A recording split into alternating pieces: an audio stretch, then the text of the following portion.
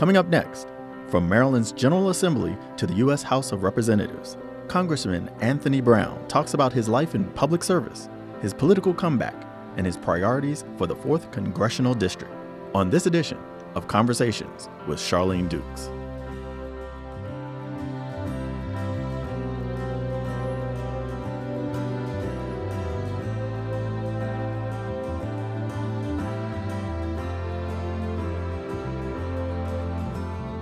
Welcome. I'm Charlene Dukes, president of Prince George's Community College. My guest on the program today has devoted his life to public service. Elected in 2016, the Honorable Anthony Brown represents Maryland's 4th Congressional District. His state service includes 2 terms as Maryland's Lieutenant Governor under Martin O'Malley and 2 terms as a delegate in the Maryland General Assembly representing District 25 in Prince George's County. He's also a decorated military veteran who retired as a colonel in the United States Army Reserve. In addition, he's a former chair of the Board of Trustees of Prince George's Community College.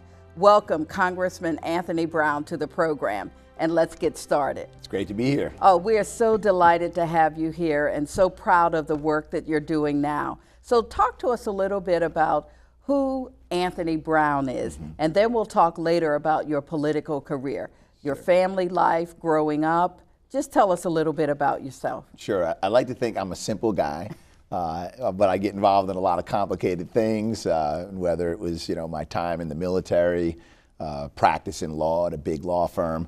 But for me, it all started in Huntington, New York, raised in a household of 5 kids. I'm a first-generation American. My father came to this country from Jamaica, grew up in poverty, came for a better way of life. My mother from Switzerland.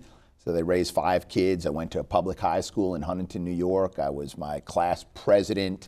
And then I went to college, not a first-generation college bound. My father did attend college. He was a physician, but went to college, and I was in the ROTC.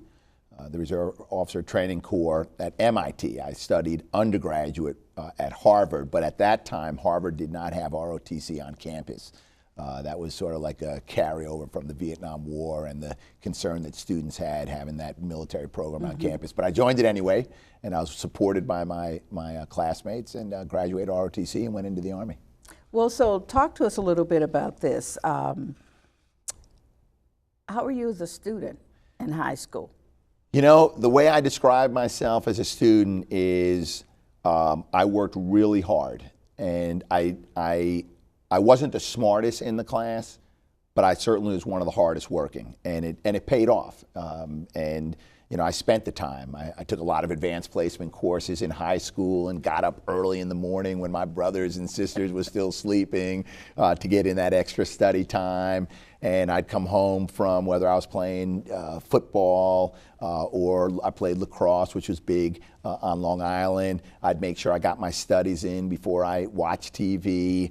And so I was really hardworking, and that's my recollection. And a lot of my friends from childhood, remind me like, man, you were one of the hardest working kids. So I was smart, I guess, but I think it was more my hard work. And that's why I say to a lot of young people today, I said I'll take hard work over smarts any day. Well, where do you fall in the number of your siblings? I am the 4th of 5, and I'm a twin. So I'm like tied for 4th. Right. I was actually a few minutes earlier than my twin brother Andrew, but we were the youngest. I have a sister that's about 7 years older than me. I have a brother that's 3 years older than me, another one that's 2 years older than me, and so there were 4 boys and a girl. So you talked about being president of the class and playing lacrosse. So how did those, in many ways, what we call extracurricular, co-curricular activities, how did they shape your leadership, your ability to motivate, to bring people together in pursuit of a cause?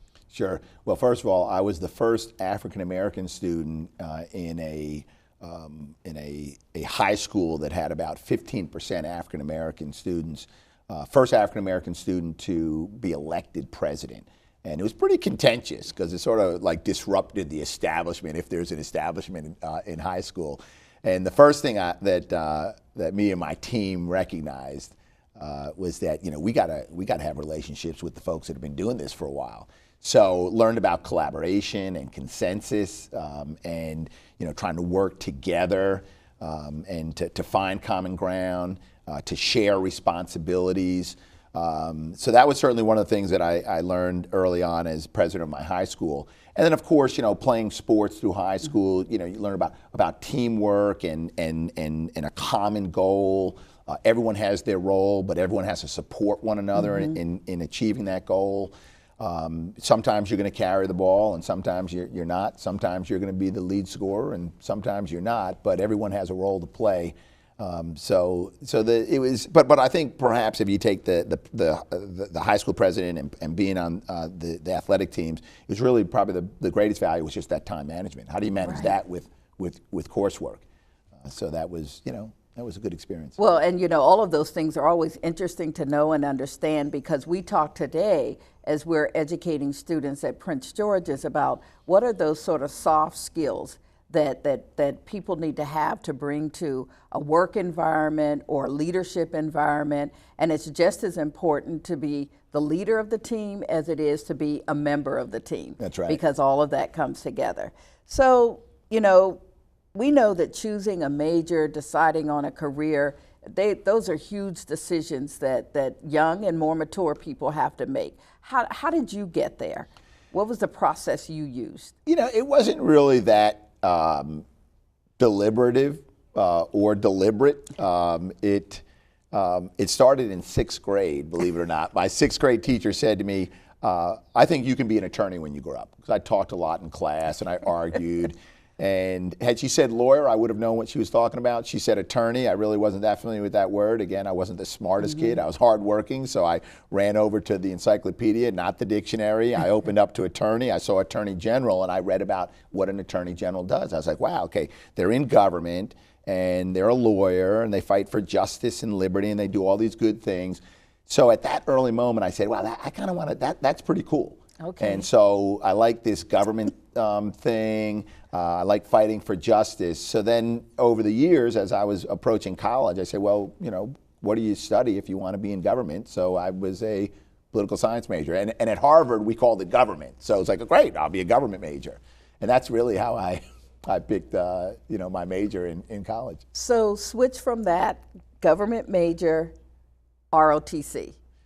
So the ROTC stems perhaps more from some of the lessons my father taught me as a child. And my father, was not in the military. In fact, no one on my father's side of the family was in the military. On my mother's side, they were, because in Switzerland there's there's conscription.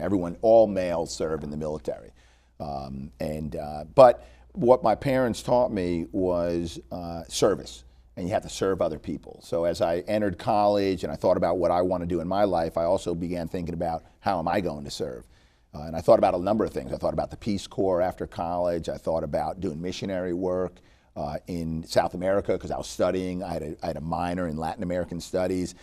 But I decided on military service. And again, not that thoughtful of a process. I was in the library and I saw some Navy cadets at the MIT ROTC program come in with their uniforms, and the summer was coming up, and this was after my first or second year in college, and I went over to them. I said, hey, what are you guys doing this summer? And they said, oh, we're going to spend time on a ship, and we're going to do all these exciting things. I said, really? They said, yeah, we're in ROTC. I said, oh, I'm going to do the ROTC, and then that was how I got into public service through the military. Well, that's really very interesting, because I also think that it's sometimes those on the spur moment kind of decisions that lead us in directions that we never think about. But before we get to our next question, we're going to take a short break. And when we return, we'll talk more about the Congressman's life and politics. Stay with us. Prince George's Community College isn't just a place that offers more than 200 academic workforce development and continuing education programs. It's the first step toward the career of your dreams. It's a community of people who want you to succeed. It's where degrees are earned and potential is realized. Apply and register today. Call 301-546-PGCC. That's 301-546-7422. Prince George's Community College, transforming lives. My life is full of statistics. Thing is, I could have dropped out of school and become one myself, but I didn't, because I had people that believed in me. Here's another statistic. 7,000 students drop out every school day. That's one every 26 seconds. It's time that students know that we believe in them. Inspire a student and share your message of support at boostup.org. Welcome back to Conversations. In addition to his service in the military, Congressman Anthony Brown has also had a distinguished career in politics. And what we're going to do now is talk a little bit about your service and your experience in the military, and then we'll hear from you about your political service. So tell us, what was it like to be a young officer? It was probably one of the most exciting jobs I've ever had in my life, really. Working with young men and women, soldiers on active duty. I was in the 3rd Infantry Division in Europe. We were flying helicopters. But what struck me is that this was a group of patriotic men and women from all 4 corners of the country. They loved the country. They loved what they did on any given day, and every so often they let themselves, and we believed we were part of a much bigger noble cause, and that was defending freedom and democracy. So it was a really exciting time.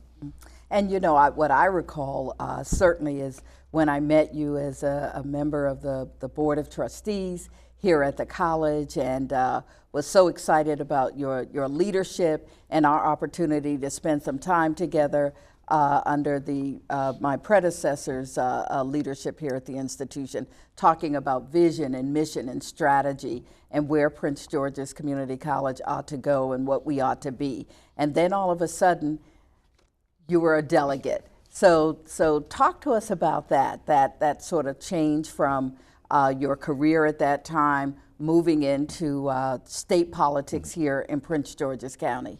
So at that time, I was practicing law at a big firm in Washington, D.C., which was rewarding work, and helping clients solve some pretty complicated problems and trying to find solutions.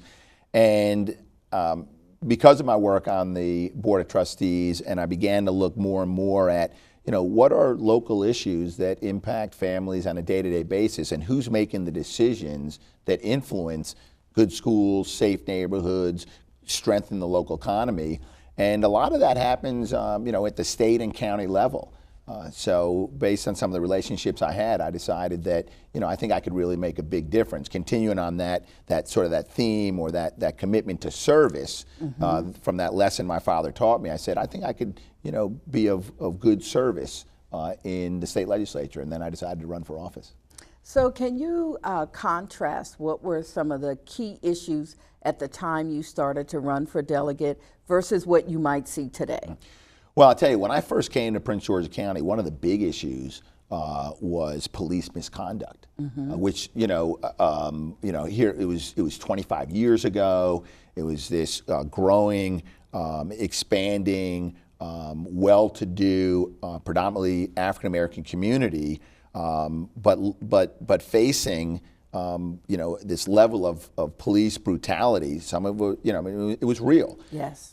And we've come a long way in Prince George County. I mean, you don't hear about, and I think, police brutality. I mean, you have occasionally where a police officer does something that's wrong, but we've made a big change in Prince George County for the better. The men and women who put on the uniform, coming to the job with that kind of commitment, the leadership in uniform, as well as our county executives over the years. And today, it's not the challenge that it was 25 years ago. And I think what's so interesting about what you say is how, in many ways, the county is both a model and absolutely going around the country talking about those changes that have been made and how there is certainly much better relationships, and people in uniform are really a part of our community. We've diversified the workforce. The training is much more focused on that sort of community oriented policing and the trust and confidence that police officers on the beat, in the streets, in the neighborhood need to have with neighbors, with people, those of us in the community. We are a national model. Absolutely, absolutely. And then as a state legislator, What would you say might have been your one or two biggest accomplishments? The thing that I'm most proud of is the work I did with then Delegate Kerry Hill, and we took the state's enterprise zone program, and that program just encourages economic development in distressed neighborhoods where you have high rates of unemployment and other socioeconomic indicators that are moving in the wrong direction. And we sort of modernized the program. It hadn't been updated for the first 25 years after it had been created. And as a result of that, we were able to identify communities in Prince George's County and other parts of the state where we could bring public resources to encourage employers to create jobs in neighborhoods and communities where jobs were sparse. So, then we call that focus zones within this enterprise zone program. So Kerry actually led the effort, and I was just happy to partner up with him on that. Well, that's great, because I think we see the benefits of that today as we think about the growing economics in Prince George's County, the certainly growing quality of life, and that it really is becoming a boon for economic development and for people moving either back into or into the county for the first time. You also had the opportunity to serve as Lieutenant Governor for 2 terms under former Governor Martin O'Malley. Talk to us about that. I'll start by saying that Martin O'Malley, I think, was one of the greatest governors in the history of Maryland governors. He focused a great deal on issues like the environment, higher education, and he gave me an opportunity to focus in areas where I thought I could make a difference. So I focused a lot on healthcare, and sort of led the state's efforts to implement the Affordable Care Act, which is referred to from time to time as Obamacare. We embraced that here in Maryland, and we got a lot of people into healthcare. Also focused on a lot of things like infrastructure development, transportation projects. We laid the groundwork for the Purple Line, which is on its way, and it's going to create jobs as we build it, and then it's going to connect a lot of people to jobs once it's up and running. So it was a great 8-year experience, and I really enjoyed my partnership with Martin O'Malley. And I will say, as one college president, we certainly enjoyed it as well, because we were the beneficiaries of much of that visionary work. So, well, I should add, I'll jump back in. We went from $50 million a year to about $75 million a year in investments in community college buildings and infrastructure. We've got the Center for Health Sciences here at Prince George's County, and the state played a big role in that. And in community colleges around the country, and the state. And one of the things that Martin O'Malley also asked me to work on was with the community colleges. So I enjoyed that. Absolutely. As well. So, and I was always proud to introduce you as the former chair of the Board of Trustees here at the college. So you're now representing Maryland's 4th Congressional District. What has that been like in this short time? Sure, it's been an exciting experience. It's a wonderful district. It includes about half of Prince George's County, and it goes over into Anne Arundel County. As you know, Steny Hoyer also represents parts of Prince George's County. So it's a really diverse district. A lot of federal government employees, a lot of small businesses in a variety of industries. We've got MGM National Harbors in the district. It goes from National Harbor up to Laurel and over into Anne Arundel County up to, but not including Annapolis. So it's a wonderful district. It's an honor to represent the district in the 115th Congress, where I serve on the House Armed Services Committee and the Natural Resource Committee and the Ethics Committee.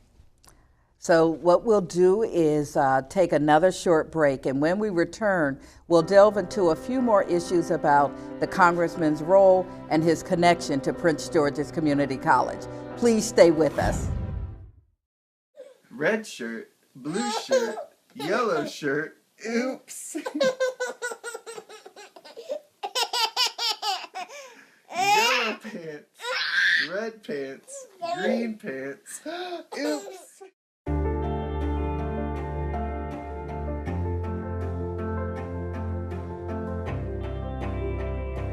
Body language can tell you all sorts of things. Like someone is having a stroke. Know the sudden signs. Learn fast. Face drooping, arm weakness, speech difficulty, time to call 911 and get them to a hospital immediately. Learn the body language and spot a stroke fast. Welcome back. Let's continue our conversation with Congressman Anthony Brown by focusing on a few issues. And Congressman, you are well aware that some political pundits considered it a major comeback after your gubernatorial defeat to become the congressman.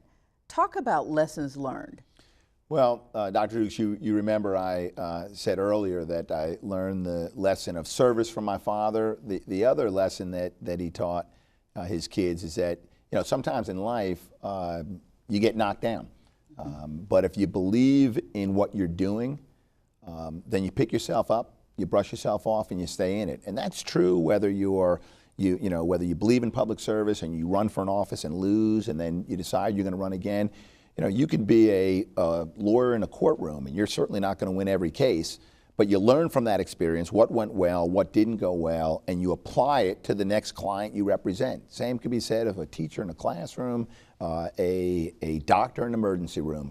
So for me, it was a wonderful experience. I appreciate all the support that I got. And in defeat, you learn the lessons of, what are your strengths, what are areas that need improvement, but most importantly, even in the face of defeat, continue to pursue the things that you think are important. And for me, it was to serve the people of Prince George's County and Maryland, and I'm just grateful that I have the opportunity to do that now in the U.S. Congress. And, sometimes you wonder, too, if that kind of experience changes you in any way. And what I hear you saying is it was always going back to your roots and your values, focusing on service and then figuring out how you get back in the game. That's true, and it also drew me closer to the people that I represent, because when you think about it, I mean, each of us throughout the course, if not daily, certainly regularly, are suffering setbacks and defeats. I represent people who are facing foreclosure, who are getting a pink slip on the job, who hear about a government hiring freeze when they were in the middle of the hiring process. Who have difficulty making ends meet when it comes to health care, sending their kids to college. So we all face challenges, and sometimes it's defeat. But every day, people are resilient, and you get up and you fight for and you work for the things that you believe in. So as a member of the Maryland congressional delegation, what do you hope to accomplish during your time in Washington, D.C.? Well, first of all, we've got a great delegation, and it's a joy to work with them. A few things. One, I'm on the House Armed Services Committee, as I mentioned, and we've got a major military installation right here in the 4th, Joint Base Andrews. We have Fort Meade in Maryland as well, where a large percentage of the workforce lives in Anne Arundel County, in my district. And so what I want to do is not only participate in that transformation of the military that's happening now, but make sure that the Department of Defense, which is a big spender, they buy a lot of things from toilet paper to technology, that we're making those opportunities available to our local businesses. So looking at ways that the small business community in Maryland in the 4th Congressional District can participate in providing technology solutions and products and services to military installations in Maryland and around the country. And so with the new administration in Washington, D.C., how do you work across the aisle to get things accomplished? You find that common ground, which was that lesson I was talking about. I learned as early, or began learning as early as high school. You got to find common ground, and where can we find common ground? Right now, we have, we're looking at health care, and there are issues about, whether, how do you expand access to affordable quality health care? Make sure that people with pre-existing conditions have coverage. Make sure that it's affordable. And while everyone seems to share the common goals, the difficulty is in the details. So you start by identifying the common goals, seeing where, as you get into the details, there is common ground, and agreeing that there are some things that we're just not going to agree on. And don't let that hold you up. So that's true whether we're talking about reforming healthcare, reforming the tax code, or investments in infrastructure. All of these are big issues before the 115th Congress. And the one thing I know, particularly from an infrastructure perspective, one is that training, workforce training, having the ability to get jobs for people, to make sure that people can have a quality of life that certainly allows them to feel productive in their communities and in their families. What does the Congress see as important in those kinds of things for the American public? I think there's a lot of consensus that we can find around workforce development, because whether you are in rural Iowa, where agriculture is changing, or whether you're here in Prince George's County, where jobs that we see today are not the same jobs that we saw 15 years ago, we've got to continue to educate, train, and develop the workforce. And that's where the community colleges just play such a significant role. I mean, using Prince George's Community College as an example, 15, 20 years ago, we knew that technology was going to be a part of every industry. We now have a technology center, and you've got that cyber center of excellence. Recognizing that healthcare is a growing industry as we focus on improving population health, Prince George's Community College responded. You've got the Health Science Center. And now, and I'm really excited, growing hospitality industry in Maryland, anchored by the big ones like MGM at National Harbor, and you're now, you're building this hospitality center with a wonderful hospitality program for Prince George's County students and residents and folks that want to get into that industry. So I think workforce development is common ground. I think community colleges are an area where we can find bipartisan consensus, investing in community colleges so that you can do what we need you to do, which is to develop and train our workforce. And then we'll ask one last question. You started off by talking about the fact that you are a child of immigrants yourself. So talk to us a little bit about your thoughts on immigration reform and how that might impact us as a country as we move forward. It's much overdue, and in the Congress, you have seen glimpses of a willingness for bipartisanship. Democrats and Republicans recognizing we need pathways to citizenship, that immigrants contribute to our community, our society, our economy, and that in fact we can and should continue to welcome immigrants, newcomers to this country. Right now, this is sort of it's a difficult issue because there's been a lot of inflammatory and offensive both language and actions taking in Washington. And I don't want to get too partisan, but certainly I think Congress has demonstrated that it may be able to find a consensus around comprehensive immigration reform. We need a president that's going to join us in doing that. And the one thing that we know is that here at Prince George's Community College, and certainly in Prince George's County, that we have a growing population of immigrants who, as you've said, contribute mightily to the work that we do, to the education that we provide, to the diversity, inclusion, and diversity and inclusion of the work that we're doing here at the college. And we're certainly very much committed to playing whatever role we can, whether we're talking about infrastructure, workforce education, convening dialogues on campus. And what I would say to you is thank you, Congressman Brown, for being my guest on the program today. And if you would like more information about the Congressman or need to contact his office, you can go to his website at www.anthonybrown.house.gov or call one of the numbers on your screen. I'm Charlene Dukes. Thanks for watching this edition of Conversations.